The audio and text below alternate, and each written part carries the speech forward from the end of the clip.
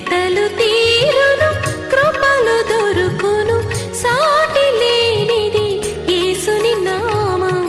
యేసునామమే మధురం, మదిలో తలచిన ధన్యం. యేసునామమే మధురం. ప్రభువునందు ప్రియ దేవుని బిడ్డలారా, నేటి వాక్య ధ్యానము కొరకు ప్రార్థన చేద్దాం. కొరింథీ 2వ పత్రిక మనము ధ్యానము ప్రారంభించనై ఉన్నాం. ప్రార్థించుకుందాం. గత మొదటి పత్రిక 38 దినాలు ధ్యానించాం. ఈ 2వ పత్రిక ధ్యానానికి సహకారులు కావాలా? ప్రార్థింపమనవి. మమ్మలను మిక్కిలిగా ప్రేమిస్తున్న మా పరలోకపు తండ్రి, మీ పరిశుద్ధ ఘన నామమునకు వందనాలు, స్తోత్రాలు. నేటి వాక్య ధ్యానము ద్వారా మాతో మాట్లాడండి. కొరింథీయులకు పౌలు గారు వ్రాసిన 2వ లేఖ ధ్యానాలు మాకు దీవెనకరంగా ఇవ్వండి. యేసు నామమున ప్రార్థిస్తున్నాము తండ్రి, ఆమేన్. ప్రియమైన దేవుని బిడ్డలారా, పరిశుద్ధ బైబిల్ గ్రంథంలో పాత నిబంధన, క్రొత్త నిబంధన 2 ప్రధాన భాగాలు ఉన్నవి. పాత నిబంధన గ్రంథంలో 39 పుస్తకాలు ఉన్నవి. క్రొత్త నిబంధనలో 27 పుస్తకాలు ఉన్నవి. మొత్తం కలిపి 66 పుస్తకాలు. ఇది బైబిల్ అని పిలువబడింది. ఇది పరిశుద్ధ బైబిల్ గ్రంథం, దేవుని యొక్క ఆత్మ రచనగా మనం దీన్ని భావిస్తాము. పాత నిబంధన గ్రంథం, క్రొత్త నిబంధన గ్రంథం, ఈ 2 కూడాను సంపూర్ణమైన దైవ చిత్తాన్ని మానవులకు తెలియచేశాయి. పాత నిబంధనలో క్రీస్తు యొక్క నీడ, క్రొత్త నిబంధనలో క్రీస్తు యొక్క ప్రత్యక్షత ప్రధానంగా చూస్తాము. పాత నిబంధనలో నిగూఢమైన మర్మంగా క్రీస్తు యొక్క సంఘం, క్రొత్త నిబంధనలో బయలుపడిన క్రీస్తు సంఘం మనకు కనిపిస్తుంది. ఒక మాట చెప్పి ముందుకెళ్తాను. పాత నిబంధన గ్రంథాన్ని ఇటు అటుగా అర్థం చేసుకోండి. ఇటు అటుగా ముస్లిమ్స్, జ్యూస్ కొన్ని వ్యత్యాసాలతో వారి గ్రంథాలుగా చెప్పుకుంటారు. వారి గ్రంథాల్లో కూడా వాటి యొక్క మూలాలు ఉన్నట్టుగా చెబుతారు.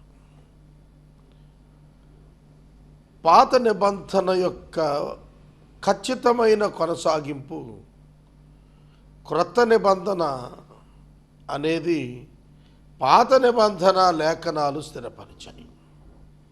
అదే క్రైస్తవులు దేవుని యొక్క పుస్తకంగా దీన్ని భావిస్తారు. ఇందులో క్రొత్త నిబంధనలో మనం 27 పుస్తకాల్లోనూ మొదటి 4 సువార్తలుగా చూస్తాము. యేసుక్రీస్తు ప్రభువు ఆరోహణం కాకపూర్వం నరావతారైనప్పటి నుండి ఉన్న వివరణ ఉన్నది. యేసుక్రీస్తు ప్రభువు ఆరోహణుడు అయిన తరువాత సంఘాలు ఎట్లా ఏర్పడ్డాయో అపోస్తుల కార్యాలు తెలియజేస్తున్నాయి. ఒక మాటలో చెప్పాలంటే అపోస్తుల కార్యముల గ్రంథంలో ఆ తరువాత వచ్చేటువంటి పౌలు రాసిన ఉత్తరాలు చెందిన పట్టణాలు, పేతురు పరిచర్యకు చెందిన పట్టణాలు అన్ని అపోస్తల కార్యములో తగిన ఖాతా కలిగి ఉన్నాయి, తగిన ధ్రువము కలిగి ఉన్నాయి. ప్రకటనతో క్రొత్త నిబంధన ముగుస్తుంది. ఓవరాల్గా పరిశుద్ధ బైబిల్ గ్రంథాన్ని కనుక మనం చూస్తే రక్షకుడు, రక్షణ, మానవుని పాపము నుండి దేవుని విమోచన పథకంగా బైబిల్ అర్థమవుతోంది.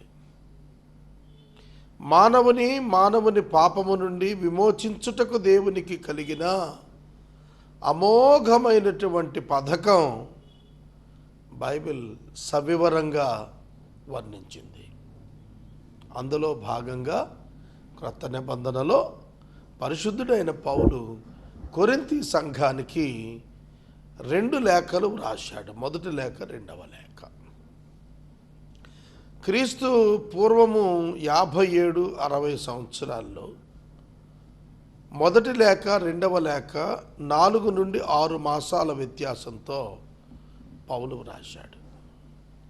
మనం మొదటి లేఖలోని 16 అధ్యాయాలు కూడా 38 దినాల్లో ధ్యానం చేసుకున్నాము. రెండవ లేఖ మనము ధ్యానించటానికి ముందుగా దాని వివరణ చెప్పే ముందు కొరింథీ సంఘం ఏర్పడిన కొరింథీ పట్టణం గురించి కొన్ని మాటలు మీకు చెప్పాలి. కొరింథీ పట్టణము ఉత్తర దక్షిణ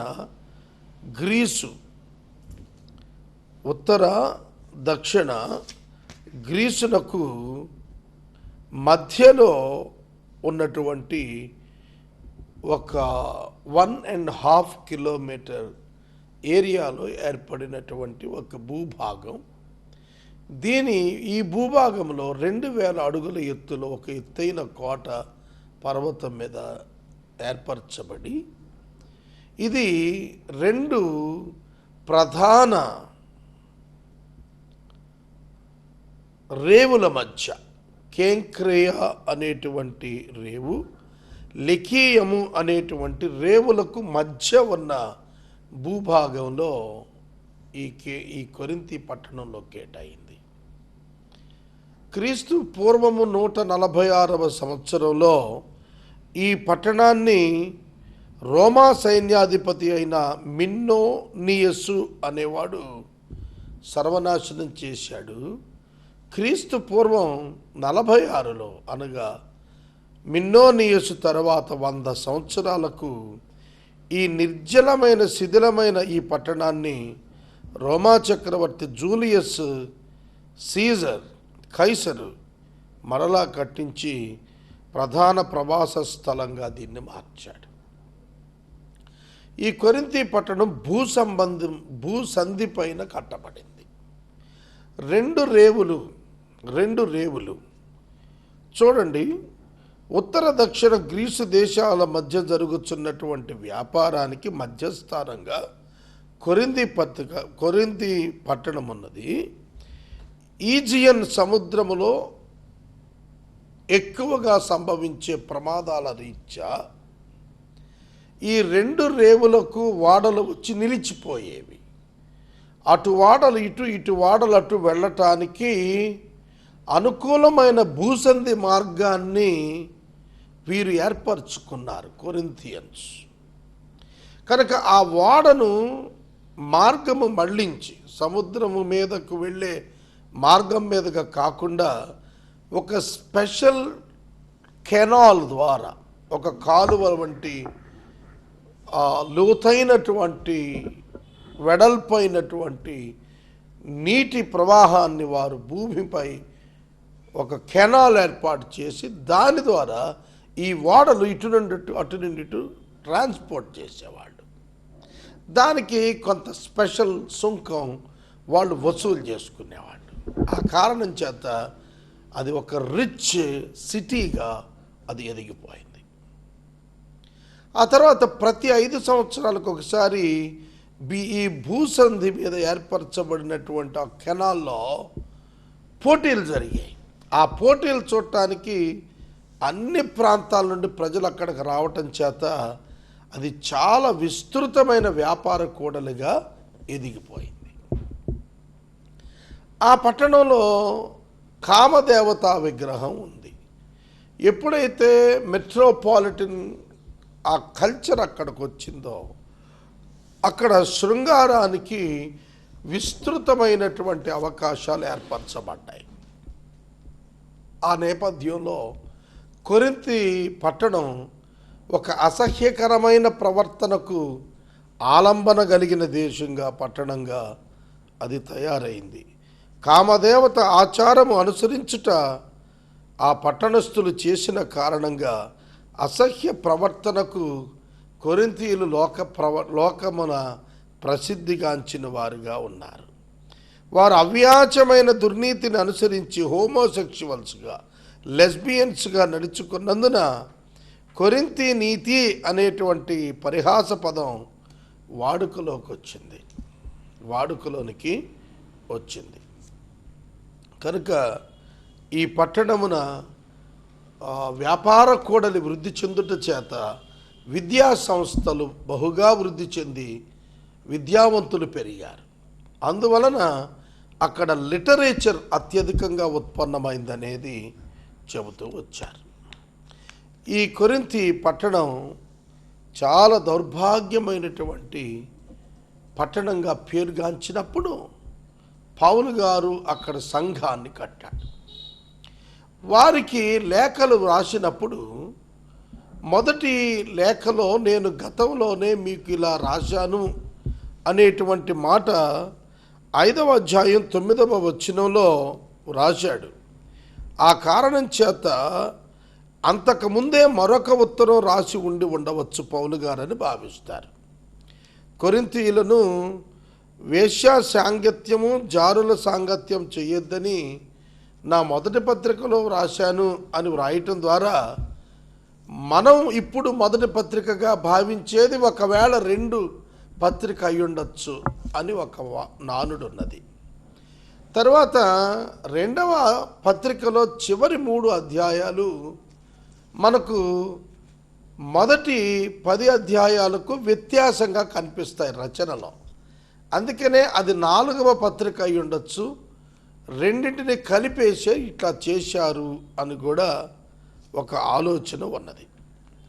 పరిశుద్ధుడైనటువంటి పౌలు గారు ఈ యొక్క పట్టణానికి ఉత్తరాన్ని వ్రాయించినప్పుడు మొట్టమొదట పౌలు గారు తన యొక్క శిష్యులైనటువంటి తిమోతిని అరస్తును మాసిదోనియాకు పంపించాడని అపోస్తల కార్యములు 19:22లో వ్రాయబడింది.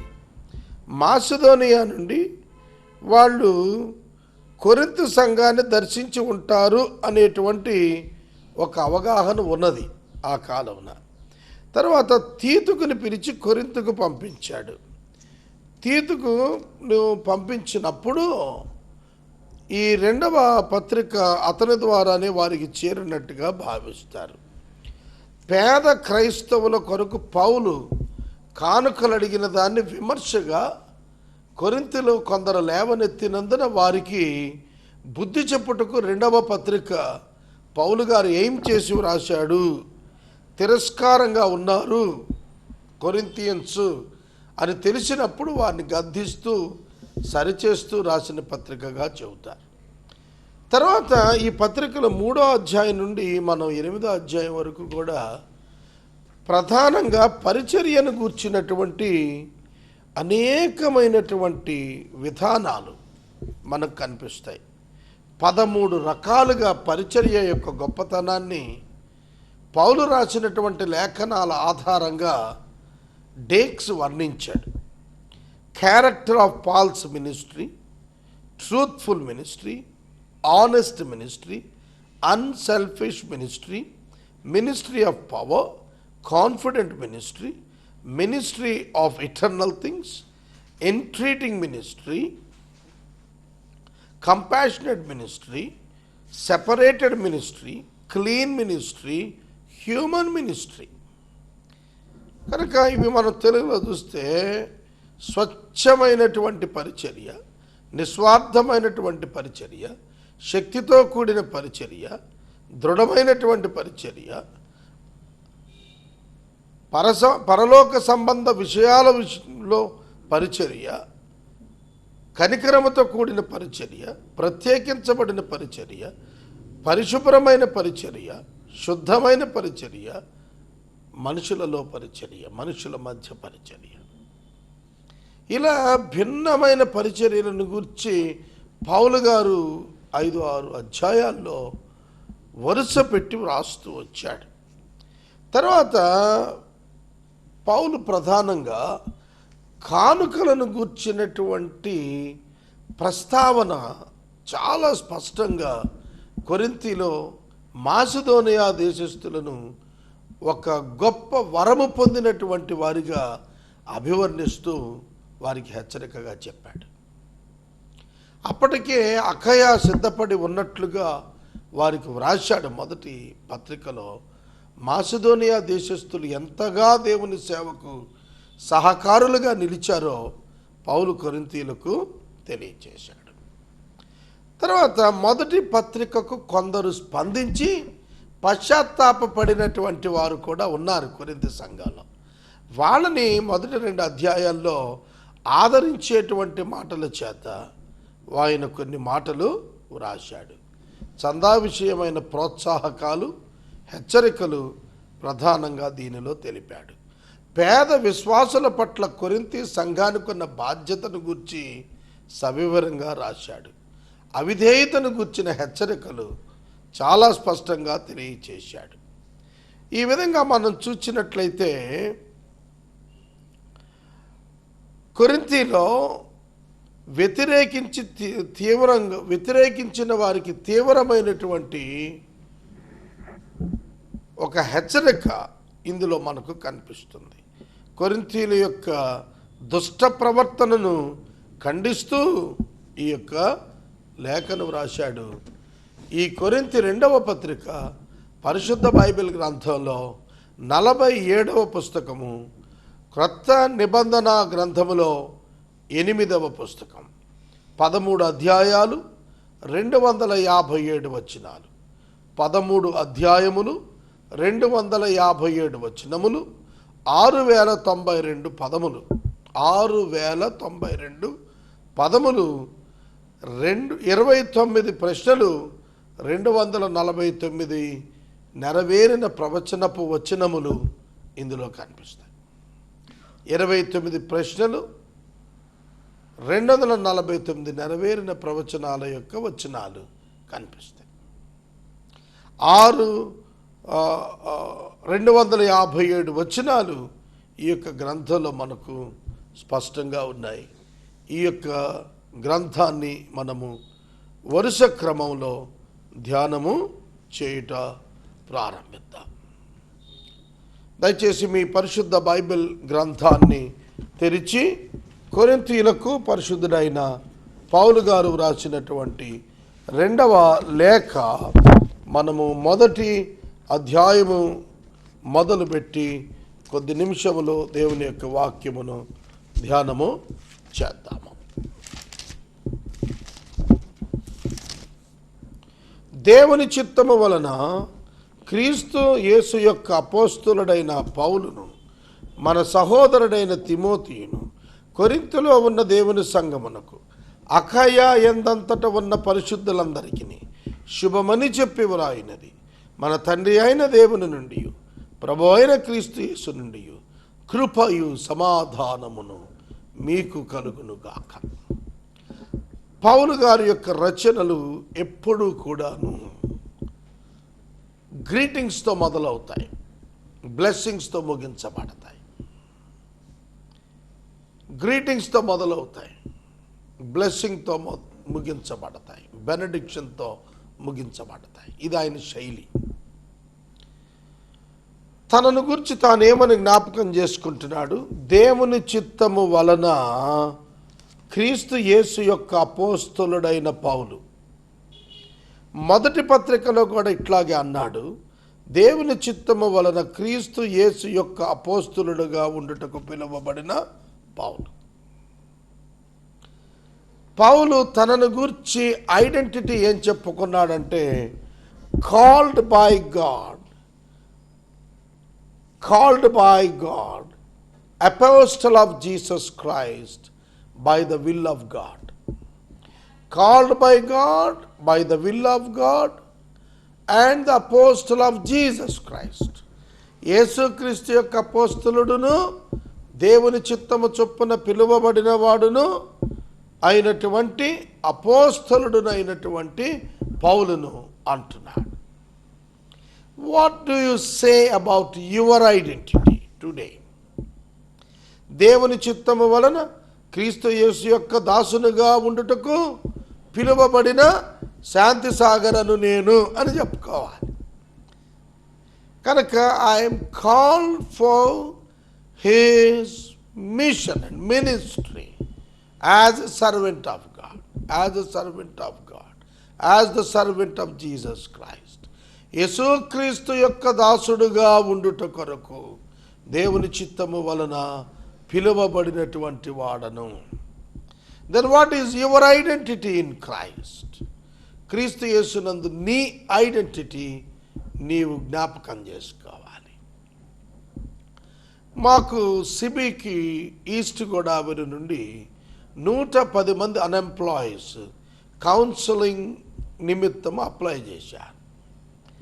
వాళ్ళకి తిరిగి మేము కాల్ లెటర్ పంపించి కౌన్సిలింగ్ కొరకు పిలిచినప్పుడు మా ఎలక్ట్రానిక్ ఆఫీస్ నుంచి ఒక సిరీస్ ఆఫ్ నెంబర్స్ క్రియేట్ చేసి వాళ్ళకి వెనక్కి పంపారు. ఆ ఐడి నెంబర్ ఎవరికైతే పోయిందో వాళ్ళు మాతో రిజిస్టర్ అయినట్టుగా, కన్ఫర్మ్ అయినట్టుగా మేము భావించాం. So we have given them the identity of their name registered with us. మేము మా పరిచర్యలో ఆ అభ్యర్థి యొక్క పేరును మేము ఒక నెంబర్ ఇచ్చి రికగ్నిషన్ ఇచ్చిన, అలాగే మనము ప్రభువు చేత పిలువబడి ప్రభువు నిమిత్తము మనము గుర్తించబడినటువంటి వారముగా ఉన్నాము అనే విషయాన్ని మనము స్థిరపరుచుకొని ధృవీకరించుకోవాలా. We must know our calling and our mission. మన పిలుపును గూర్చి, మనలను ప్రభువు పిలిచిన పనిని గూర్చిన అమోఘమైనటువంటి అవగాహన మన యొక్క జీవితంలో కావాలి. We must understand the eligibility and recognition of ourselves in Christ. క్రీస్తునందు మన గుర్తింపు మనం ఎరిగిన వారముగా ఉండాలి. మన సహోదరుడైన తిమోతి కొరింథీలో ఉన్న సంఘానికి, అఖయలో ఉన్న పరిశుద్ధులకు మేము కలిసి రాస్తున్న ఉత్తరం అని రాస్తున్నాడు. Independent ministry, inter dependent ministry. చాలామంది మేము ఒక్కడమే సేవ చేస్తాం అనుకుంటున్నారు. కానీ పౌలు గారు తిమోతిని తన యొక్క జాయింట్ వర్కర్గా ఆయన ఈ లేఖలో ఇంట్రడ్యూస్ చేస్తున్నాడు. సహోదరుడా, సహోదరి, దేవుని యొక్క వాక్యాన్ని వింటున్నటువంటి మీరు ఇంటర్ డిపెండెంట్ మినిస్ట్రీని అర్థం చేసుకోవాలి. సమ్ గ్రూప్ ఆఫ్ పీపుల్, ఒక గుంపుకు చెందిన దైవ సేవకుల సంయుక్త పరిచర్య పౌలు గారి పరిచర్యలో మనం గుర్తిస్తాము. పౌలు, ఆయనతో పాటు సైలస్, శీల, తిమోతి, టైటస్, తీతుకు మరియు ఇతర అనేకమైనటువంటి సేవకులు బృందముగా వారి పరిచర్యలు చేసినట్లుగా చూస్తాం మనం. కాబట్టి we must admit other servants of God into our mission and our vision. మన సేవలో, మన దర్శనములో ఇతర సేవకులు పాలుభాగస్తులై సమానముగా మనతో సేవ చేయవారిగా వారిని అనుమతించుట పౌలు యొక్క మిషనరీ జర్నీస్లో మనం గమనించగలుగుతాం. తండ్రి అయిన దేవుని నుండి, ప్రభువైన యేసుక్రీస్తు నుండి కృపా సమాధానం మీకు కలుగును గాక. Salutation. It's like a greeting. వారికి అభివాదం చేస్తున్నాడు. యేసుక్రీస్తు ప్రభువు కూడాను ఆయన ప్రసంగం ప్రారంభించినప్పుడు, కొండ మీద ప్రసంగం మీరు అబ్జర్వ్ చేయండి, హీ స్టార్టెడ్ విత్ ద బీటిట్యూడ్స్. ఆయన బ్లెస్సింగ్స్తో ప్రారంభించాడు, ధన్యతలతో ప్రారంభించాడు. కనుక ప్రతి ప్రసంగము ఒక శైలితో కూడినదై, ప్రతి ఉత్తరము ఒక శైలితో కూడినదై ఉన్నట్లుగా మనకు అర్థమవుతుంది. ఎవరికి వ్రాయబడుతుందో వారి పట్ల దేవుని నుండి కృప, సమాధానం రెండు కలిగి ఉండేటట్లు వారు దీవించబడాలనే ఆకాంక్షతో ఈ ఉత్తరాన్ని ప్రారంభిస్తున్నారు. What is the attitude behind the writing of this letter? Grace to you and peace from God our Father and the Lord Jesus Christ. దేవుని నుండి కృపయు సమాధానము యేసుక్రీస్తు నుండి మీకు కలగాలి. తండ్రి అయిన దేవుని నుండి, కుమారుడిని క్రీస్తు నుండి కృపా సమాధానాలు మీకు రావాలి. That should be the attitude of a servant of God towards the church. సంఘము పట్ల కృప, సమాధానం పొందేటట్లుగా మనము అభిప్రాయమును దృఢముగా కలిగి ఉండాలని నేర్చుకోవాలి. నేను ఇక్కడ వాక్యాన్ని నిలుపుదల చేస్తున్నాను. రేపటి వాక్య ధ్యానములో మిగిలినటువంటి వచ్చిన 3వ వచనము నుండి వాక్యాన్ని మనం ప్రారంభించుకుందాము. ఈ మాసంలో ఇప్పటికే మనం 8 దినాలు వాక్యాన్ని ధ్యానించాం. రొటీన్ అండ్ రెగ్యులర్గా ఇచ్చే ఒక ఎపిసోడ్ తప్ప 7 దినాలు ఎపిసోడ్స్ లేవు. సో ఈ నెల ఇంకా ముందుకు 22 దినాలు వెళ్ళాలి. ఎపిసోడ్ సహకారం లేకపోతే ఈ పరిచర్యలో షార్టేజ్ ఉంటుంది. ఇప్పటికే about 2 lakhs of rupees shortage ఉంది. ప్రార్థించమని మీకు నేను మనవి చేస్తున్నాను. ప్రార్థన చేద్దాం. మమ్మల్ని మిక్కిలిగా ప్రేమిస్తున్న మా తండ్రి, వందనాలు, స్తోత్రాలు. నేటి వాక్య ధ్యానము ద్వారా మమ్మలను దీవించారని నమ్ముతున్నాము. కొరింథీ పట్టణము గూర్చి, అందున్న పరిస్థితులను గూర్చి, అందు ఏర్పడిన సంఘానికి పౌలిచ్చిన మొదటి లేఖకు వారి యొక్క ప్రతిస్పందనపై రాసిన 2వ లేఖను గూర్చి కూలంకుషంగా మాట్లాడాం. మీ బిడ్డలను ఈ వచనముల చేత స్థిరపరచండి. క్రీస్తు యేసు నుండి కృపా సమాధానం వీరికి కలుగునట్లు చేయము. ఎపిసోడ్ సహకారులను విస్తృత పరిధిని లేవనెత్తండి. యేసు నామమున వేడుచున్నాము తండ్రి, ఆమెన్. తండ్రి అయిన దేవుని ప్రేమ, కుమారుడైన యేసయ్య కృప, పరిశుద్ధాత్మ దేవుని యొక్క అన్యోన్య సహవాసము సదాకాలం మనందరికీ తోడై ఉండునుగాక. ఆమెన్.